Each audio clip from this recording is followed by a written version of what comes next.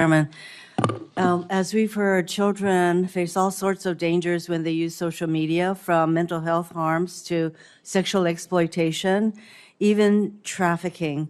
Sex trafficking is a serious problem in my home state of Hawaii, especially for Native Hawaiian victims. That social media platforms are being used to facilitate this trafficking, as well as the creation and distribution of C-scam is deeply concerning, but it's happening. For example, several years ago, a military police officer stationed in Hawaii was sentenced to 15 years in prison for producing C-scam as part of his online exploitation of a minor female.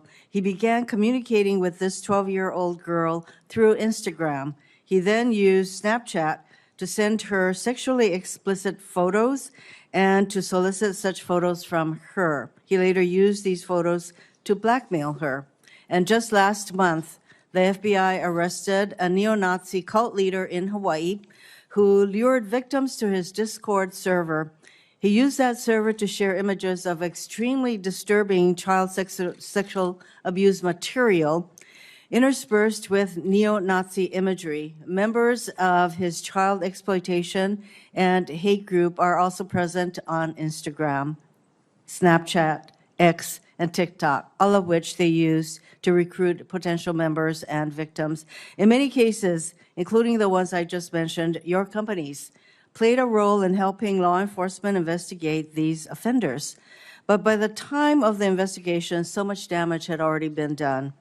This hearing is about how to keep children safe online, and we've listened to all of your testimony, to seemingly impressive safeguards for young users. You try to limit the time that they spend. You require parental consent. You have all of these tools, yet trafficking and exploitation of minors online and on your platforms continues to be rampant. Nearly all of your companies make your money through advertising, specifically by selling the attention of your users. Your product is your users. As a Meta product designer wrote in an email, quote, "Young ones are the best ones. You want to bring people to your service young and early," end quote. In other words, hook them early. Research published last month by Harvard School of Public Health estimates that Snap makes an astounding 41% of its revenues by addressing to users under 18. With TikTok, it's 35%. 7 of the 10 largest Discord servers, attracting many paying users, are for games used primarily by teens, by children.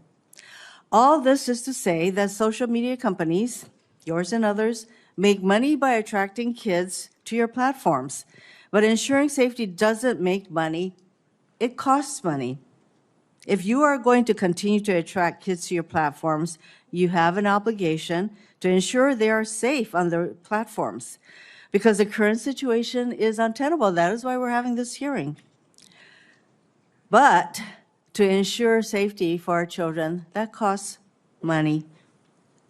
Your companies cannot continue to profit off young users, only to look the other way when those users, our children, are harmed online. We've had a lot of comments about Section 230 protections.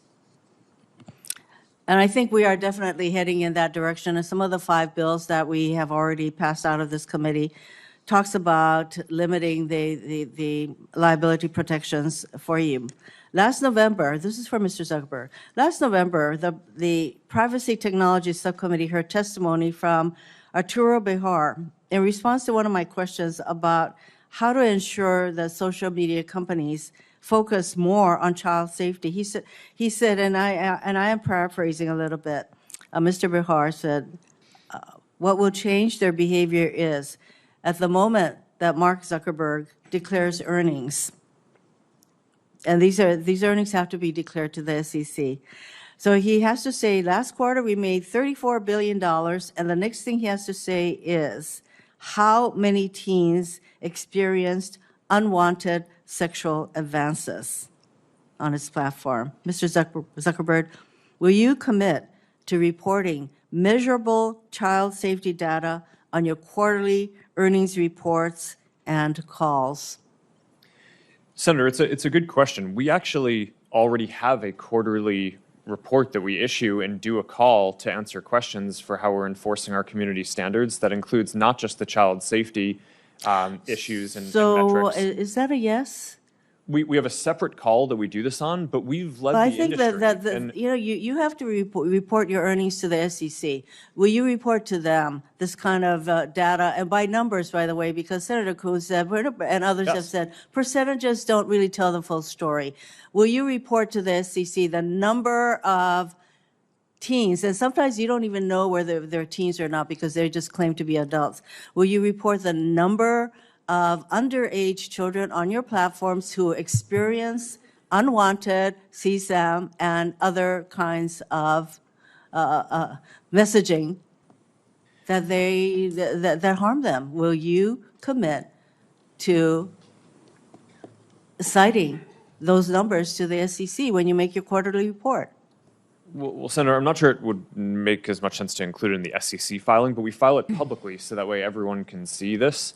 And I'd be happy to follow up and talk about what specific metrics. I think the specific things that some of the ones that you just mentioned around underage people on our services, we don't allow people under the age of 13 on our service. So if we find anyone who's under the age of 13, we remove them from our service. Now, I'm not saying that people don't lie and that there aren't anyone who's under the age of 13 who's using it, but we're not going to be able to count how many people there are, because fundamentally, if we identify that someone is underage, we remove them from the service. I think that's really important that we get actual numbers, because these are real human beings. That's why all these parents and others are here, because each time that a young person is exposed to this kind of unwanted material and they get hooked, it is a danger to that individual. So I'm hoping that you are saying that you do report this kind of information to, if not the SEC, that it is made public. I think I'm hearing that, yes, you do. So, yes, Senator, I think we report more publicly on our enforcement than any other company in the industry.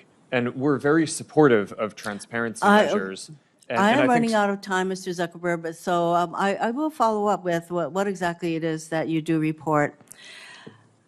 Again, for you, when Meta automatically places young people's accounts, and you testified to this, on the most restrictive privacy and content sensitivity sessions, and yet teens are able to opt out of these safeguards. Isn't that right? Yeah. It's not mandatory that they remain on these settings. They can opt out. Senator, yes, we default teens into a private account so that they have a private and restricted experience, but some teens want to be creators and want to have content that they share more broadly, and I don't think that that's something that should just blanketly be banned. Why not?